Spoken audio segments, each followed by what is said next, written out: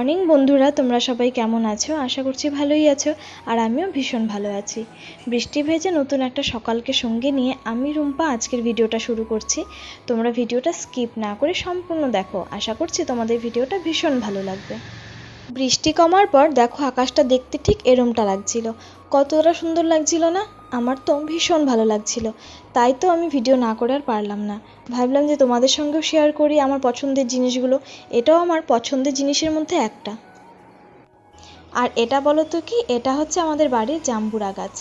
আমরা তো এই ফলটিকে জাম্বুরা বলেই ডেকে থাকি, অনেকে হয়তো বাতাবি লেবুও বলে থাকে। তো তোমরা কে কী বলো তোমরা কমেন্ট করে জানিও। আর দেখো কত জাম্বুরা হয়েছে। আর এই ফলটিকেও না ছাদে উঠলে হাত দিয়ে পারা যায়। তারপর দেখো নিচে চলে এসেছি, ঘরটা মুছে নিচ্ছি। আর অনেকক্ষণ সময় ছাদে কাটিয়ে এসেছি। পরে মনে পড়লো যে না, মেয়েকে স্কুলেও পাঠাতে হবে, যেহেতু ওরা এখনও ঘুমোচ্ছে, ওঠেনি। তো ভাবলাম যে না, সব কাজ টাজ সেরে স্নান পুজো দিয়ে নিয়ে তারপরে মেয়েকে ডাক দেবো।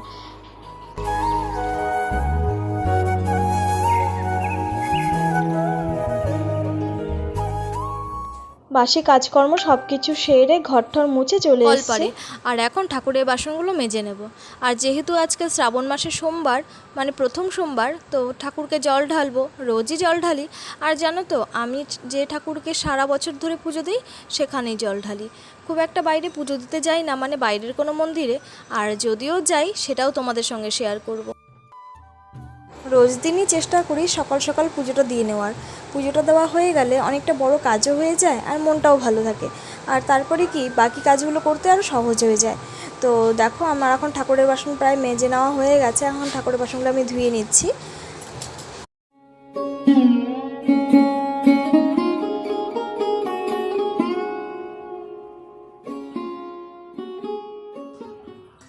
ভিডিওটা তো করেই রেখেছিলাম, কিন্তু বলো তো কি, এডিট করার জন্য না আর ভিডিওটা ছাড়তেই পারছিলাম না।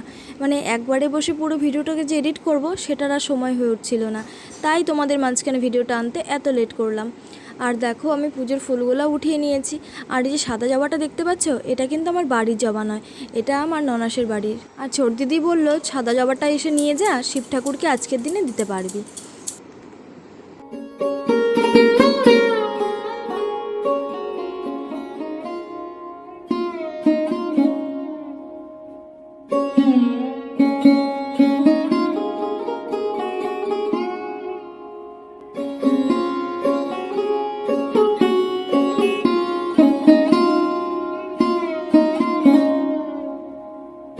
পুজো দেওয়া তো আমার হয়ে গেল। আর দেখো বন্ধুরা, পুজো দেওয়া হতে না হতেই কতগুলো পিঁপড়া এসে হাজির প্রসাদ খাওয়ার জন্য। আর বর্ষাকালে এটা খুব কমন ব্যাপার। সিঁদুর পরতে চলে এসেছি দেখো, স্নান টান করে। আর সিঁদুর না পরে তো রান্নাঘরে যেতে পারবো না, গ্যাসটা ধরাতেও পারবো না। তো সেই জন্য সিঁদুরটা আগে পরে নিই। আর মেয়েকেও ডেকে উঠিয়ে দিলাম, যেহেতু বেলা হয়ে যাচ্ছে, স্কুলে যাবে। আর এখানে দেখো প্রেশার কুকারে ভাত বসিয়েছি মেয়ের জন্য, আর এখানে শাশুড়ি মায়ের জন্য চা। প্রেশার কুকারে ভাতটা করলে মেয়ের একটু তাড়াতাড়ি হয় খাওয়াটা।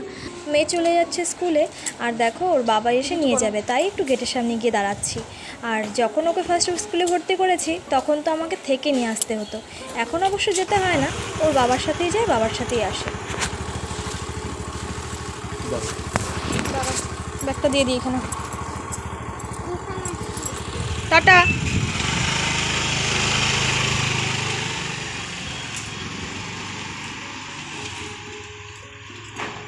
মেয়ে চলে গেল স্কুলে, তোমরা তো দেখতেই পেলে।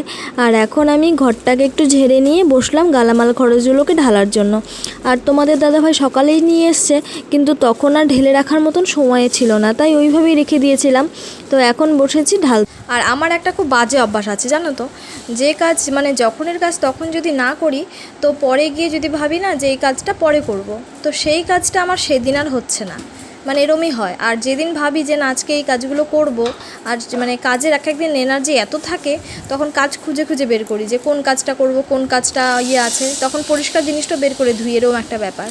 আর যেদিন ভাবি যে না আজকে শরীরটা ভালো লাগছে না, করব না, সেদিন ভাবো যে সব কাজ পড়ে থাকবে, সেদিন আর কোনো কাজই করতে ইচ্ছা করবে না, এরম হয়। ওই জন্য এখন বসেছি, ভাবলাম যে সকাল থেকে তো সমস্ত কাজকর্ম করেই ফেলেছি, এখন তো সেরকম কাজকর্ম নেই, শুধু রান্নাটাই করব।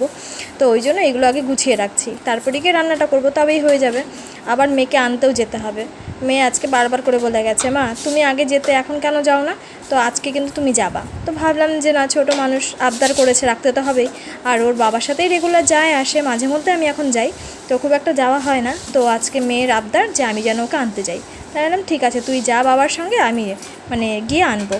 তোমাদের সাথে গল্প করতে করতে দেখো সুন্দরভাবে সব কাজ আমার গোছানো হয়ে গেল। তারপর এখন বসাবো রান্না। রান্না বলতে সেরকম কিছুই না, সিম্পল রান্না। আর আজকে নিরামিষ, আর এই মাসে সব সোমবারে নিরামিষই খাই আমরা। আর এখানে দেখো ভাত বসিয়েছি, আর এক প্রেশার কুকারে ছোলার ডাল, এই দুটো বসিয়ে চলে গেছি ছাদে।